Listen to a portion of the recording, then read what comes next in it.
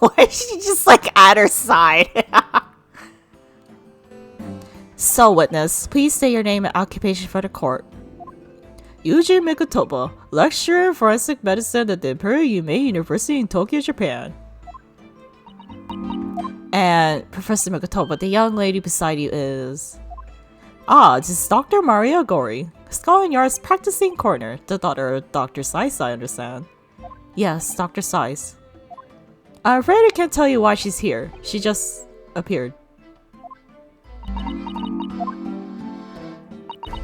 You summoned this strange Japanese man as a witness at autopsy, but you don't summon Mama. That makes no sense. She was there too. That's about the size of it.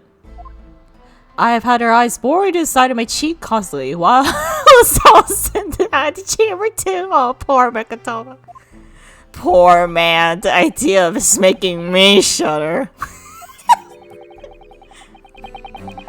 The revelations about Dr. Seiss that came to light some days ago defiled the reputation of the entire judiciary. She was therefore deemed unfit to appear as a witness in today's proceedings. The Ministry of Justice's decision on that is final. Well, we wouldn't want any more perjury to be committed, would we? The Ministry of Justice? Some questionable strings are being pulled, I think. I remember you, Dr. Mikotoba, but I certainly never expected to be meeting you under these circumstances. Yes, it's been a long while, Lord Star, and Dr. Gorey's back to staring. The prosecution understands that you're a visiting student of forensic science in London until 10 years ago. I don't know, this is so funny. That's right, I studied under Dr. Wilson St. Signers. So you're present at autopsy, my brother, Lord Clint Van Zeeks. I was, yes. I assisted Dr. Wilson with the entire procedure. Mama is far more skilled than any Japanese man. Well, Dr. Wilson asked me to be his primary assistant on that occasion. And this autopsy report is actually penned by you, I believe. Yes, I noted all the doctor's findings when we were done. He read through the document and signed it. Poor Mama. As secondary assistant, she wouldn't have had such a good view of all the innards. So, Professor, do you remember Inspector Gregson? Yes, of course. If it wasn't for his assistant, Lord Van Zeeks' autopsy would never happen. But he was obviously convinced that it would reveal decisive evidence against Genshin, you see. So Lord Star had to entreat the nobility to allow it to take place. Do correct me if I'm wrong, my lord. It was the result of that autopsy that mass murder was apprehended, justice was done. But Gregson admitted it before he was killed. He admitted that the results of the autopsy were fabricated. You were there at the time, so you must testify. You have an obligation to tell the truth about what really went on. Absolutely. That's precisely why I'm here. And that's why I'm here too. Very well, then you'll give your formal testimony now, witness. But before you begin, a word of warning. Oh? You will state truthfully and accurately what you saw and what you heard at the time. I would have dreamed of doing otherwise, my lord. The moment your testimony verges on supposition, I'll expel you from my courtroom. Remember that. Ooh boy. Alright, with this testimony.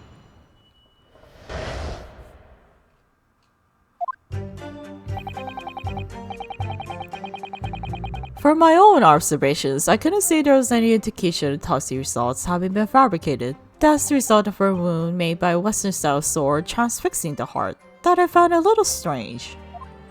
There were no other signs of internal injury, nothing questionable at all. It was just that beautiful but dangerous piece of evidence removed from the man's stomach. Presumed to have been solved by the victim as a way of posthumously identifying his assailant. No indication? Nothing to suggest fabrication? Professor Mikotoba, are you certain about that? Well, nothing that I could possibly identify as such, much to swear to in testimony. Dr. Gorey is staring at my cheek again.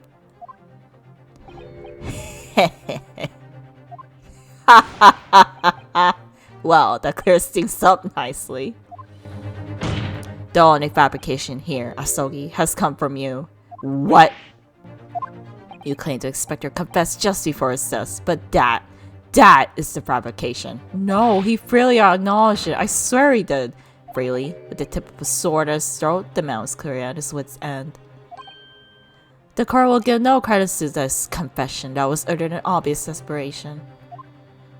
Quite simply, there's nothing questionable about the investigation of Lord Clint Van Cease's death, and with this testimony he had without question uncovered the whole truth of the matter. Oh my god, Dr. Gorey's just carrying her knives around too, oh my god. If I may, my lord. There was most certainly something questionable about it, and the whole truth does rather elude us, I feel. I beg your pardon. Well, you're obviously aware of the facts of this case. All four of the professor's previous victims died when an enormous beast was set upon them that ripped out their throats. Oh, such horrifying crimes. But curiously, the killer's last victim, Lord Clint Van Cease, suffered a different fate. Yes, you're right. He didn't die by a freaking dog. That's enough. I believe I warned you about this witness. I promised to curtail your testimony as soon as it entered the realms of supposition or speculation. Very well, my lord. In that case, the defense will pursue a conclusion is during the cross-examination. What? I have the right to cross-examine every witness after testimony. And I fully intend to exercise that right. Ryunosuke, I'm afraid that even the presiding judge has no authority to contravene the letter of the law. And I'm sure every member of the judiciary present in the gallery would agree.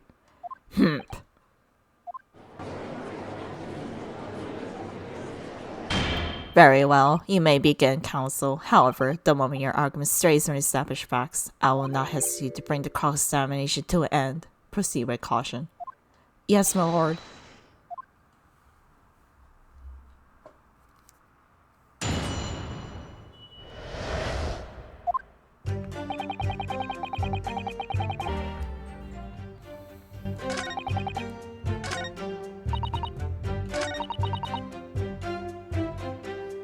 What are you talking about? What exactly was it though? What does beautiful but dangerous mean? Well, it was sparkly and round with a hole, as if my slip of a finger perhaps. You know, maybe like a ring? It was a ring belonging to Genshin Asogi. My father's ring was inside the victim's stomach? At the time, Genshin wore a large ring at the digitus quarters of his left hand, the fourth a ring finger, probably because he was married. I understand it was some sort of keepsake. When my father left Japan for London 16 years ago, I was 8 years old, but I remember that ring. You do? My father's possessions were sent to our family home in Japan after his death, but the ring wasn't among them. Obviously not, it was a key piece of evidence. It remains under lock and key in the store's Scotland Yard to this day. After the autopsy, Genshin was summoned by the police to check for the presence of his ring. It wasn't on his hand, of course. Moreover, there were deep brashes on his finger where it had been pulled off. They arrested the man there and then, right before my eyes. How could they? I brought the ring along with me today. What? Here it is, a bit dusty from years in the stores. Good gracious, yes, that's it. I haven't seen that in 10 long years. And that was found inside the victim's stomach? Yes, I'm afraid so. You hesitate there, Professor Mikotoba. Should we read something into that? Well, it's just that thinking back now. I didn't actually witness the moment it was extracted from the victim's body. Oh my, really? At the precise moment, Dr. Wilson asked you to fetch him a new scalpel, you see. Dr. Gorey, the removal of historic evidence restores requires my consent, does it not? It's just like, ignored. However it came to be here, the court cannot deny that this is crucial evidence for today's proceedings. Very well, you may submit it. Okay.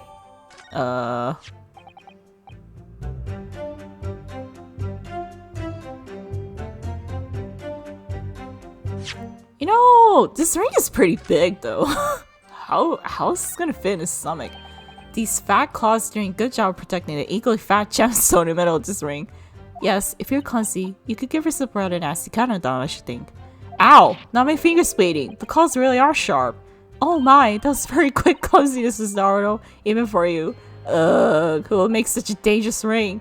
You couldn't swallow it without doing yourself some fairly serious damage, Surly. A sticky mochi bun about that size would go down much better, with some red bean paste in the middle. Oh my god, red bean paste? Those are good. Someone as clumsy as me would probably manage to choke on it somehow. Yeah. Yeah.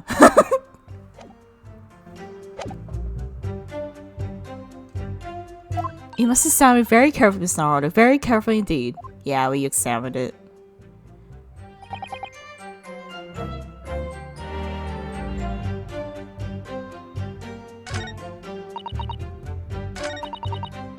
You know, if that ring went through he swallowed the ring, right? So the ring would have caused damage to the throat, so why was there no internal injury? This ring was just put there to fabricate evidence. The chorus heard that the ring was stuck in front of Vex's stomach, but you didn't actually see it being removed, did you, Professor Mikotoba? That's right. As I said in my testimony before, at that moment I was fetching a replacement scalpel that Dr. Wilson requested. In other words, you can neither confirm nor deny whether this ring in fact really came from Victor's stomach or not. What are you suggesting, Counsel? That the ring was never in Victor's stomach to begin with. It's entirely feasible that Dr. Wilson fabricated that detail about the autopsy. What are you saying? That Dr. Wilson was in possession of the ring in advance, after it was somewhat stolen from Mr. Asogi. And he produced it during the procedure, pretending to be found it there and then in the victim's stomach. Objection! Supposition at best, so possible evidence they had to support such a rash claim. This evidence right here. That's the autopsy report. It's explicit in that report, Counsel. Other than the ring, nothing unusual was noted internally, so I'm not sure how you intend to prove your point. You've already done it for me, my lord. The lack of internal injury says it all. What? To solve the size of this ring would require a considerable effort and determination, and in addition to the size, there are the sharp claws around the gemstone to contend with. My brother was a determined man, and on the brink of death, even more so, I'm sure. Yeah, but it would have caused, like, internal injuries to his throat. He would have stopped at nothing to ensure that evil killer was brought to justice. But if he really had swallowed that enormous ring, it's inconceivable that no traces of his passage down his throat would have remained as internal trauma. No. And there you've arrived at the sticking point. That's precisely why I had my doubts about the findings myself 10 years ago. Then why did you say something at the time? I did. I still remember the conversation I had was in the laboratory that day. Look at this. Now, this is very curious thing to find in a man's stomach, wouldn't you say? But isn't that rather peculiar of Dr. Wilson? What's that now, Mikotoba? Well, if you saw a ring of that size, with those sharp metal claws that it has, surely expect to see damage to your throat and oesophagus, torn mucous membranes at the very least. Dr. Mikotoba, may I remind you that I have vastly more experience than you. Wow! You're just gonna pull out the, "Ooh, I'm more experienced than you" card. Ooh, I did this profession far longer than you, therefore my opinion matters more than you card. No, let's say this. The victim would appear to have been justified as evidence to identify his assailant. Go ahead, write it down. Wow, Wilson!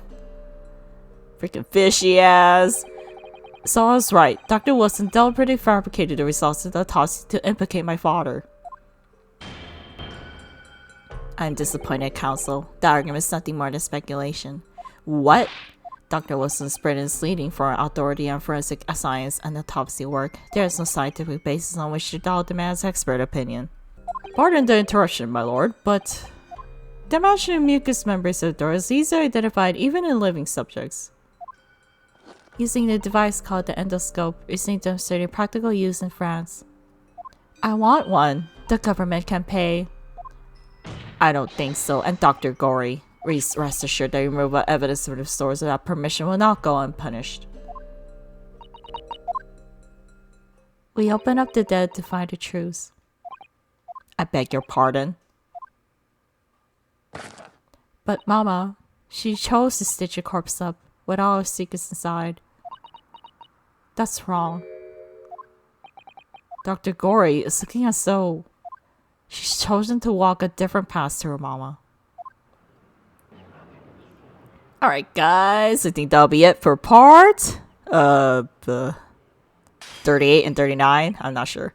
But yeah, I'm not sure, but yeah. Thank you so much for watching, and yeah, I think we're almost done with this game, so yeah, thank you so much for watching, and I'll see you guys next time. Bye bye.